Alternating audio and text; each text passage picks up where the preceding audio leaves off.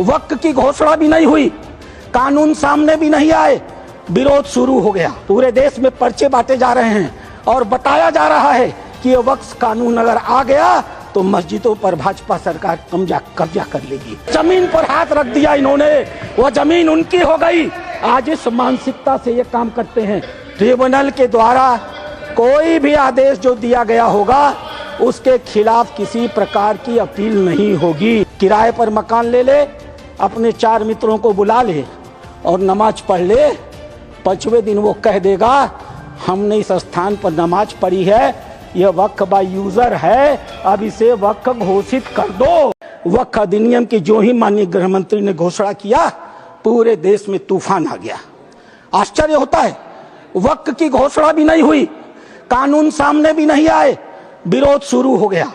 तुम्हारी मस्जिदें कब्जा कर ली जाएंगी, तुम्हारे दरगाह कब्जा कर लिए जाएंगे, तुम्हारे कब्रिस्तान कब्जा कर लिए जाएंगे, तुम्हारे मदरसे कब्जा कर लिए जाएंगे। मैं एक पत्रक लेकर के अध्यक्ष महोदय आया हूं। केरल और कर्नाटक की एक आतंकवादी संस्था है PFI, माननीय गृह मंत्री को आभार प्रकट करता हूं, उन्होंने बैन किया है। PFI की एक दूसरी संस्था है SDPI। आज SDPI मेरे पास पर्चे हैं, मैं गृह मंत्री को सौंपूंगा और आपको भी दूंगा। आज SDPI पूरे देश में, मेरे पास राजस्थान के पर्चे आए हैं जहां SDPI सबसे कमजोर है। पूरे देश में पर्चे बांटे जा रहे हैं और बताया जा रहा है कि ये वक्फ कानून अगर आ गया तो मस्जिदों पर भाजपा सरकार कब्जा कर लेगी। आखिर क्यों? लेकिन ये लोग भूल गए, नरेंद्र मोदी किसी और मिट्टी के बने हुए हैं। आपके विरोध से वो डरने वाले नहीं थे। आप चाहे जितना भी विरोध करते, वो मजबूती के साथ एक आम गरीब मुसलमान, एक दलित, एक पिछड़ी महिला, एक अनाथ महिला, एक तलाकशुदा महिला, अनाथ बच्चों के साथ खड़े होने वाले थे और इसीलिए वो मजबूती से विधेयक लेकर के आए। अध्यक्ष महोदय, ये चर्चा कर रहे थे वक्फ बाय यूजर की। क्या होता है वक्फ बाय यूजर? हजरत मोहम्मद साहब ने क्या कहा था? आपके पास अपनी कोई संपत्ति हो तो दूसरों को भले के लिए दान करो। हदीसों ने क्या लिखा था? यदि किसी व्यक्ति के पास अपनी संपत्ति है, उस संपत्ति का एक हिस्सा वो दान कर सकता है, उसके लिए मुतवल्ली बना सकता है, उसके आय के साधन कैसे होंगे लिख सकता है, आय से होने वाली आय किस वर्ग के उपयोग में आएगी उसके भी निर्देश दे सकता है। What is this Waqf by user? किसने आपको संपत्ति दी? किसने आपको संपत्ति दान की? किसके मन में मनसा थी कि अल्लाह को दे दिया जाए? एक भी आदमी ने वक्फ बाय यूजर की संपत्ति वक्फ के अधिनियम के तहत नहीं दी। जैसे फिल्मों में गुंडे हुआ करते थे, जिस औरत पर हाथ रख दी वो औरत उनकी हो गई। इसी प्रकार से इन वक्फ बोर्डों ने भू माफियाओं की तरह काम किया। जिस जमीन पर हाथ रख दिया इन्होंने, वो जमीन उनकी हो गई। आज इस मानसिकता से ये काम करते हैं। जमीनों पर मैं कानून लेकर के आया हूं। अध्यक्ष महोदय, इसी सदन में माननीय सदस्य झूठ बोल रहे थे, असत्य बोल रहे थे। 1995 का यह एक्ट है, धारा 40, द बोर्ड में इटसेल्फ कलेक्ट इंफॉर्मेशन। बोर्ड स्वतः इस बात की सूचना इकट्ठी कर सकता है यदि उसे इसका कोई कारण महसूस होता है कि यह वक्फ की प्रॉपर्टी है। आगे क्या करेगा? And it any question arises whether a particular property is a waqf property और not, whether a waqf is a Sunni or Sikh board, after making such inquiry as is deemed fit, decides the question. संपत्ति पर हाथ रख दो, किसी भी संपत्ति को वक्फ बोर्ड की संपत्ति कह दो और वक्फ बोर्ड खुद ही तय कर लेगा कि वो संपत्ति वक्फ की है कि नहीं है। और जिस बेचारे की संपत्ति ले ली जाएगी उसको पता ही नहीं चलेगा। और अगला वाक्य क्या है? The decision of the board on the question under section 1 shall, unless revoked by tribunal, shall be final. Tribunal ने अगर उस निर्णय को बदला नहीं तो वह डिसीजन फाइनल होगा। और उसी एक्ट का दूसरा हिस्सा है अध्यक्ष महोदय, no appeal shall lie against any decision or order whether interim or otherwise given or made by tribunal. Tribunal के द्वारा कोई भी आदेश जो दिया गया होगा उसके खिलाफ किसी प्रकार की अपील नहीं होगी। एक अपार्टमेंट में कोई परिवार चला जाए, किराए पर मकान ले ले, और ऐसी घटना हुई है अपार्टमेंट में, किराए पर मकान ले ले अपने 4 मित्रों को बुला ले और नमाज पढ़ ले, 5वें दिन वो कह देगा हमने इस स्थान पर नमाज पढ़ी है, यह वक्फ बाय यूजर है, अब इसे वक्फ घोषित कर दो। और घोषित हो गई। अध्यक्ष महोदय, आपके पास एक बड़ी जमीन है, खाली पड़ी है, बगल में कुछ मुस्लिम परिवार रहते हैं, उन्हें नमाज पढ़ने के लिए कहीं जाना होता है, वो उस जमीन पर नमाज पढ़ ले। आप हिंदू हैं, आप मना नहीं करते। 5 दिन 7 दिन नमाज पढ़ने के बाद वो लिख के दे देंगे कि हम लोग इस जमीन पर नमाज पढ़ते थे, अब यह वक्फ बाय यूजर हो गई, अब इस जमीन पर किसी का कोई अधिकार नहीं रहेगा। माननीय संसदीय कार्य मंत्री उल्लेख कर रहे थे उस घटना का, तमिलनाडु की घटना का उल्लेख कर रहे थे। क्या हुआ तमिलनाडु में? एक रामचंद्रन नाम का आदमी अध्यक्ष महोदय, वह व्यक्ति अपनी लड़की की शादी के लिए अपनी जमीन बेचना चाहता था। वो जमीन बेचने के लिए जब रजिस्ट्रार के घर गया, ऑफिस में गया, तो पता चला कि वो जमीन उसके नाम पर ही नहीं है, वो जमीन वक्फ को दे दी गई। जब हल्ला मचा, गांव के लोग रजिस्ट्रार ऑफिस में गए, तो पता चला कि उन दोनों गांवों की सारी जमीन वक्फ को दे दी गई।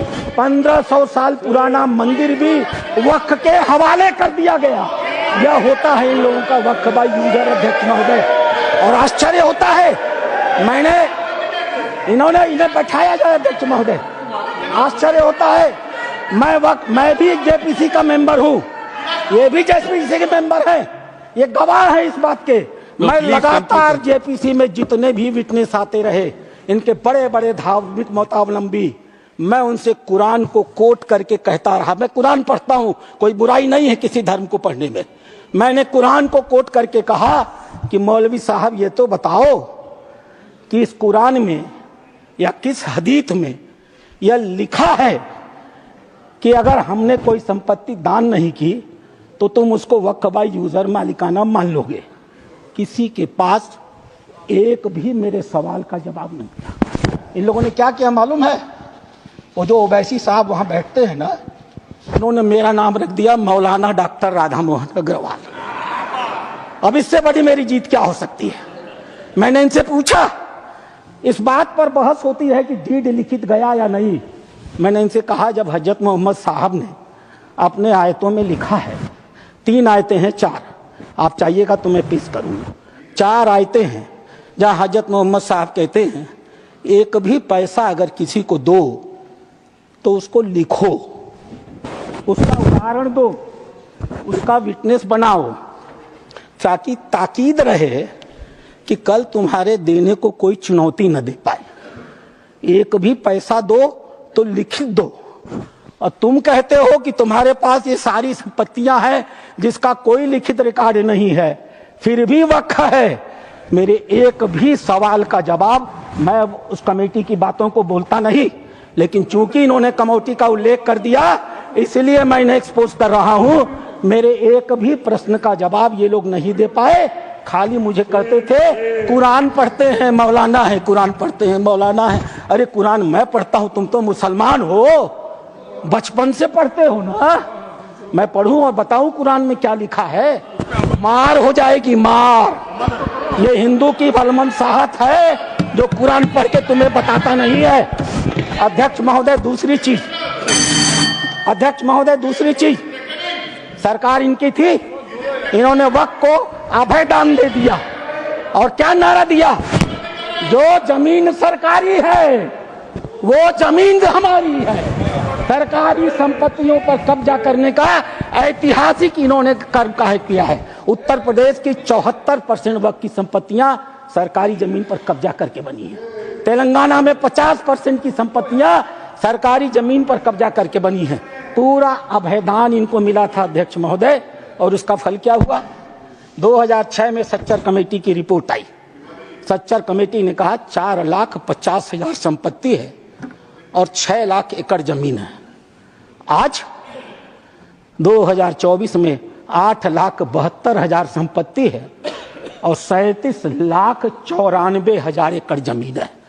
2006 से 2023 6 लाख एकड़ से बढ़ करके 37,94,000 एकड़ जमीन इनकी हो गई। इन्हें बताना तो पड़ेगा सभापति महोदय कि आखिर 31 लाख अतिरिक्त जमीन इन्होंने पाई से कहां से है। इन्हें उसका उदाहरण देना पड़ेगा। अध्यक्ष महोदय, जितना ये कांग्रेस के पहले वक्ता रहे हैं, जितना समय ये बोले हैं, मैं भी उतना ही समय बोलने वाला हूं। यह मेरा अधिकार है सभापति महोदय। मैं एक बात कहना चाहूंगा अध्यक्ष महोदय, इन्होंने चर्चा किया कर्नाटक के हैं, ये मेरे पास कहां गई? Please conclude sir. अध्यक्ष महोदय, मेरे पास ये रिपोर्ट है। यहां बोलने के पहले मैंने इस रिपोर्ट को ऑथेंटिकेट किया है, माननीय उपराष्ट्रपति महोदय के पास इसको लिख करके भेजा है। ये सांसद महोदय कर्नाटक के हैं, पाकिस्तान जिंदा वाले। एक शब्द भी इन्होंने इस रिपोर्ट के बारे में नहीं बोला। यह रिपोर्ट जेपीसी में प्रस्तुत हुई है, और जेपीसी में प्रस्तुत हुई है तो यह ऑफिशियल डॉक्यूमेंट है। यह रिपोर्ट मैं पढ़ूंगा अध्यक्ष महोदय, यह मेरा अधिकार है। मैं आपको बताऊंगा कि कर्नाटक के अंदर किन किन नेताओं ने वक्फ की कितनी कितनी संपत्तियों पर कब्जा कर डाला है। नाम पढ़ता हूं मैं। Kamrul Islam foreign minister, Suryavanshi ex MP, CM Ibrahim ex union minister, Rahman Khan ex union minister, Abdullah Sharif Waqf board official, NA Harris MLA, MA Khalid ex CO, Mumtaz Ahmed Khan chairman, Mohammed Sanaulla IAS, mister Sindhu Giri former minister, MF Pasha IPS, Khaneez Fatima MLA, CK Jaffer Sharief foreign minister. और एक नाम अध्यक्ष महोदय, प्लीज कंक्लूड, एक नाम अध्यक्ष महोदय, we will take it from the party सदन time की मर्यादा में। Sir please conclude, otherwise we have to take it from the party time। मैं कंक्लूड कर रहा हूं। इस सदन की मर्यादा में मैं एक नाम लेने से इनकार करता हूं। वो इस समय सदन में है।